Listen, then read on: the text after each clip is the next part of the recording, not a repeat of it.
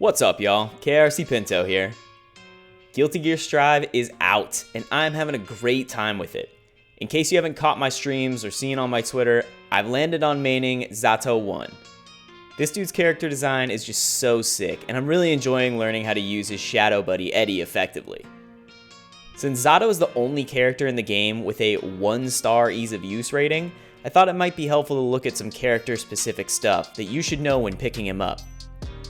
To be clear, this is not going to be tips on how to use Eddie effectively, as I'll probably do a guide just on Eddie himself later because there's so much to him. Real quick before we start, go ahead and hit that sub button. I'll be putting out Strive guides as much as possible and eventually interviewing players, so do not miss out on that. Alright, here are 5 starter tips for playing Zato-1 in Guilty Gear Strive.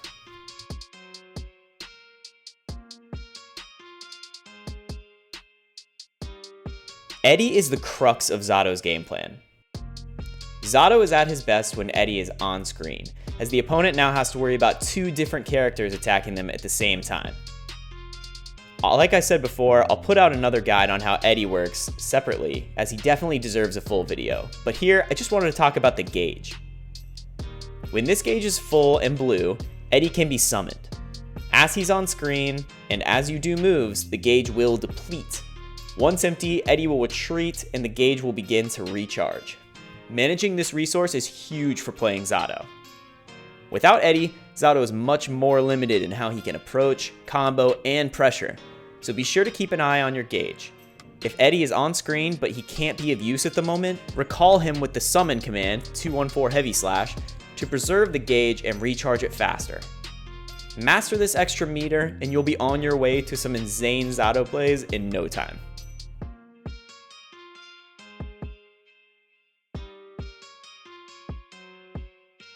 One of Zato's unique character attributes is his flight ability. In case you didn't know, Zato is capable of air dashing in any direction, at which point Eddie will engulf him and give him wings. If you hold directions down, you can fly him around the screen for a limited time. This allows you a super valuable tool, variable height and variable fall timing.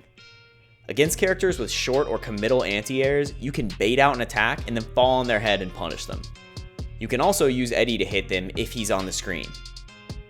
Of course, you have to be wary against characters with strong anti-air options. For example, Axel can snipe you on startup fairly easily, and Ramlethal's S sword throw will catch the startup animation as well. Use this wisely, but flying to approach will net some great rewards when used properly.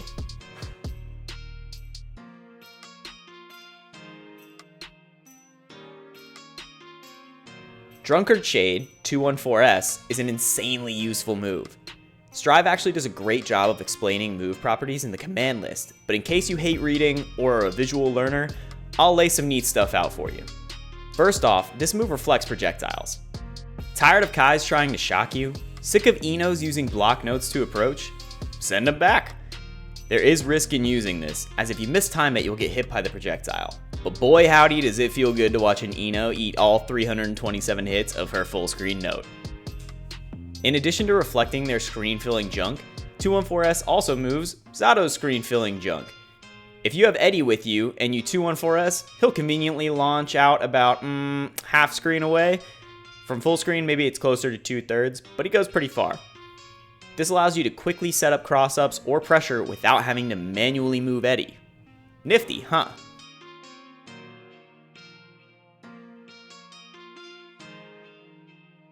So you know that 5th attack button, Dust?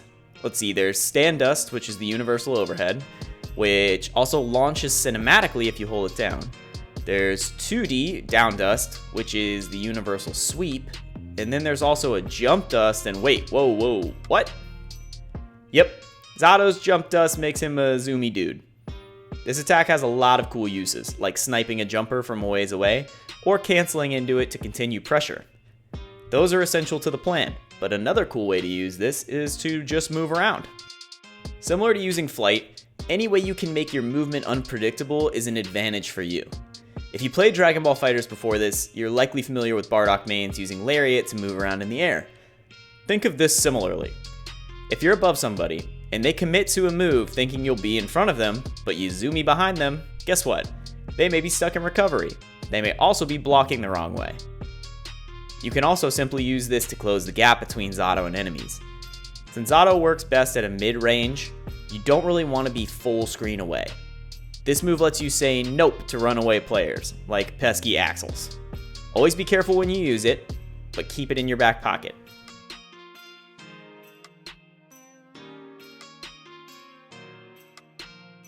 So hiding in the shadows seems dope, right? I mean, you can do stuff like this. Or this. Or this. It can be very tempting to scoot around the screen in the shadows using Break the Law, Zato's 214K move, but there's something you do need to understand. It can be insanely punishable. The instant dip of this move isn't bad, but the longer you stay down in the shadows, the longer your recovery is. This can give the opponent ample opportunity to punish you with the starter of their choice. Overall, use this one sparingly to avoid major threats, and always be wary of how long you're under. Alright y'all, that's all I've got for you today. If you're hoping for some Eddie specific stuff, fret not. I'll be dropping a full guide to using Eddie very soon, and we'll touch on all the basics there. If there are any more Strive vids you want to see, be sure to let me know in the comments, and I will see you next time.